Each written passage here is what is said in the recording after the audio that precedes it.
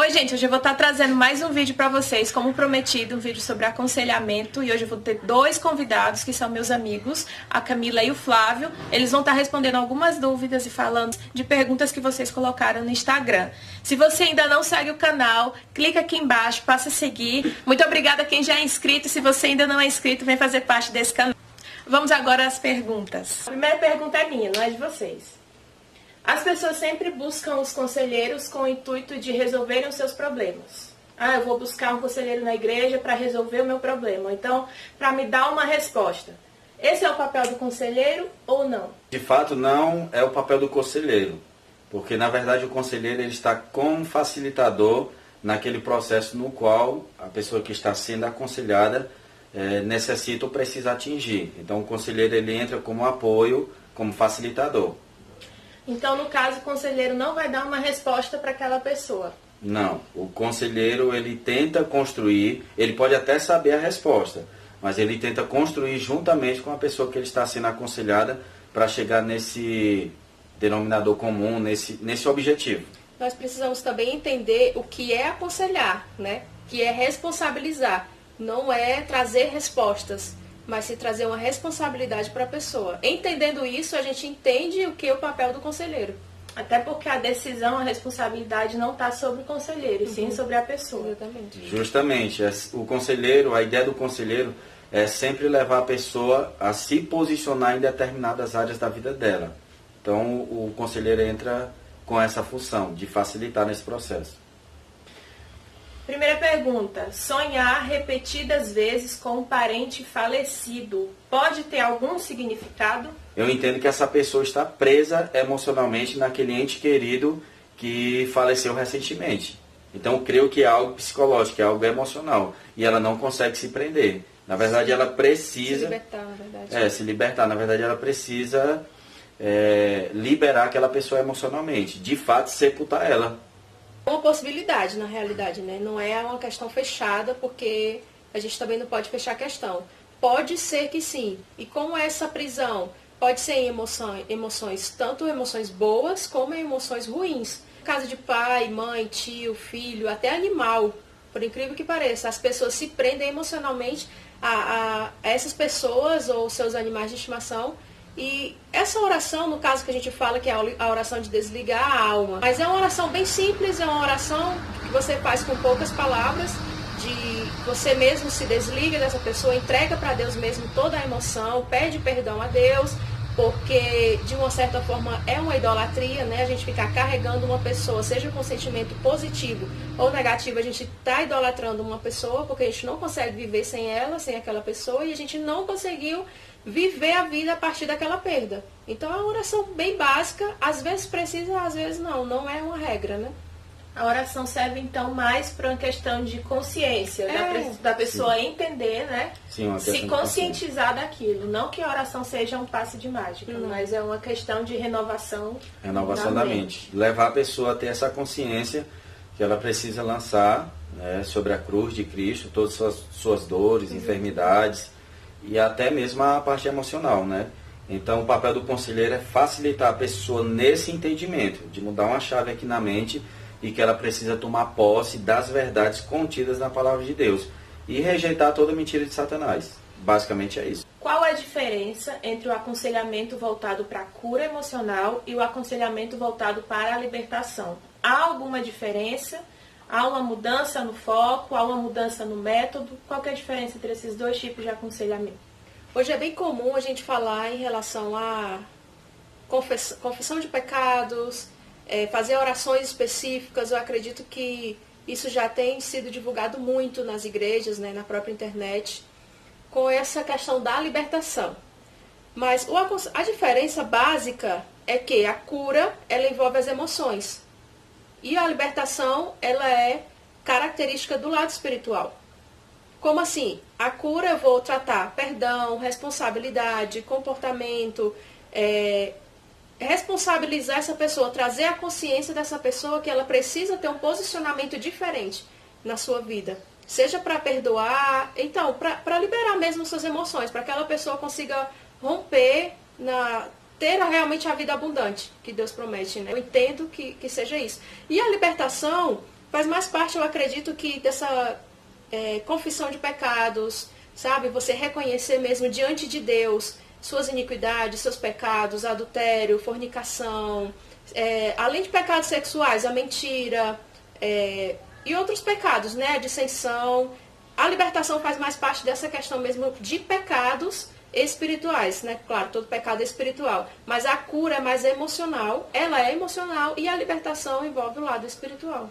Ok, então a cura está mais voltada para a alma. Sim. E a libertação para o espírito. Sim, lembrando que essa libertação, ela não é com ênfase em demônios. Nela, nós não devemos dar ênfase em demônios, mas sim na pessoa. Né? Responsabilizar também essa pessoa que ela precisa trazer diante de Deus, trazer à luz aqueles pecados que ela praticou ou pratica ainda, que ela ainda não teve esse entendimento de que ela foi liberta ou perdoada daquilo.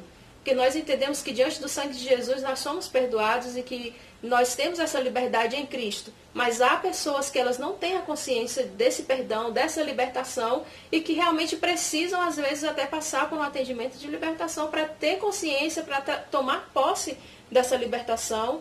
Ela precisa somente crer. Eu entendo assim, que ela precisa somente crer naquilo que Jesus já fez na cruz e diante do que ele fez na cruz, reconhecer esse sacrifício, confessando seus pecados e tomar posse realmente desse sacrifício através da verdadeira libertação que é em Jesus.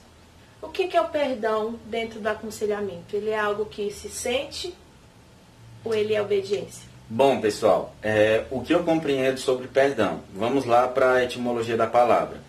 Perdão é uma palavra que está no aumentativo, ou seja, é uma grande perda. Às vezes nós precisamos perder algo para lá na frente ganhar outra coisa, certo? Às vezes você precisa liberar essa ofensa, essa raiz de amargura, até porque uma das causas que tem crescido muito na atual sociedade é a questão das doenças psicossomáticas. E é comprovado cientificamente que as pessoas estão adoecendo na alma, está refletindo no corpo, por falta de perdão, de reconciliação, por ressentimento. O que é ressentimento? É ressentir dia após dia aquilo que fizeram com ela há um mês, um ano, 10 anos atrás.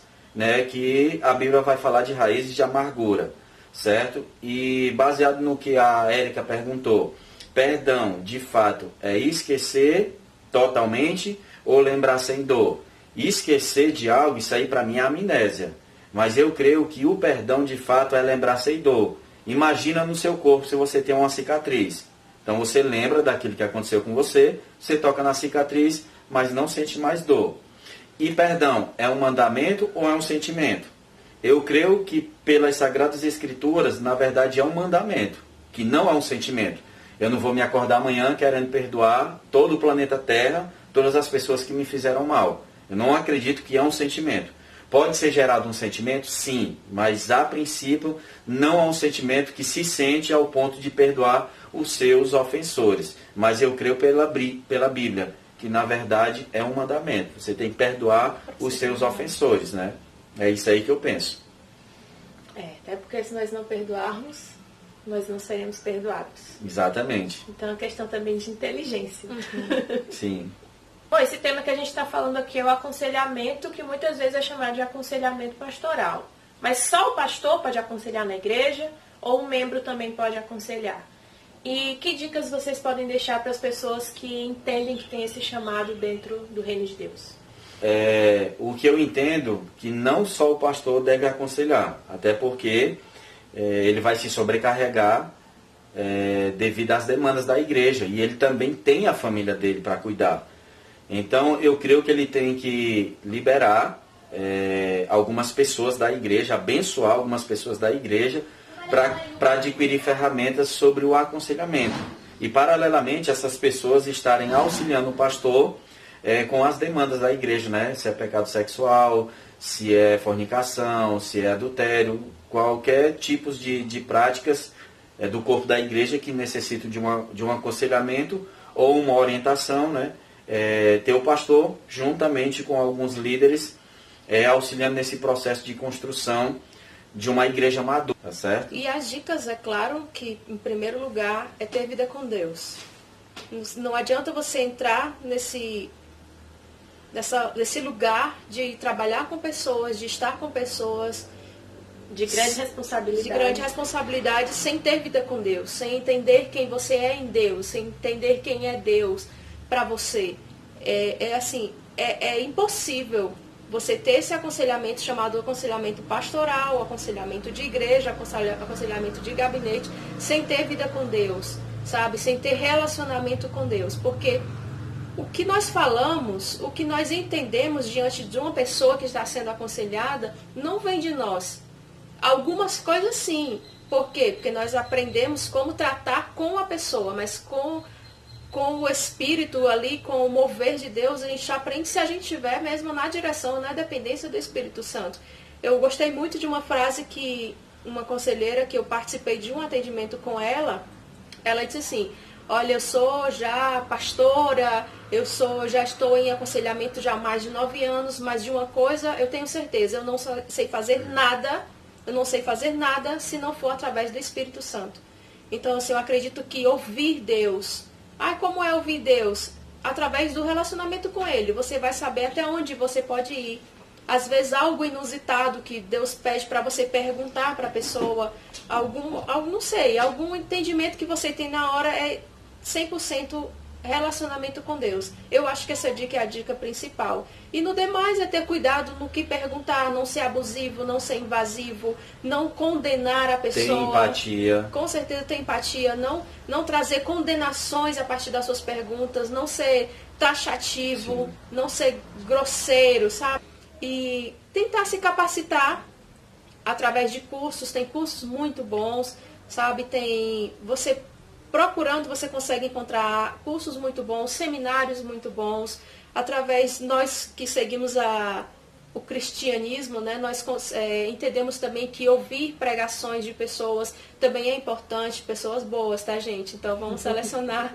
E assim, ler a Bíblia, que é o principal manual, é a principal dica, é o principal guia do conselheiro, é a Bíblia.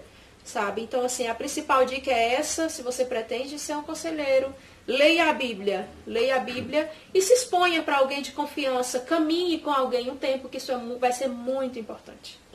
Queria deixar uma frase aqui para vocês que eu gosto muito. É uma frase de um ex-presidente dos Estados Unidos, por nome de Abraham Lincoln, que diz assim, nunca critique ninguém. Eles são exatamente o que nós seríamos sobre idênticas condições. Então é isso aí, pessoal. Obrigado. Aperta no sininho que tem bem aqui do lado da inscrição, que toda vez que aparecer vídeo novo você vai receber. E se você ainda não curtiu o vídeo, curte o vídeo aqui agora e quando terminar de assistir, compartilha com seus amigos, tá bom?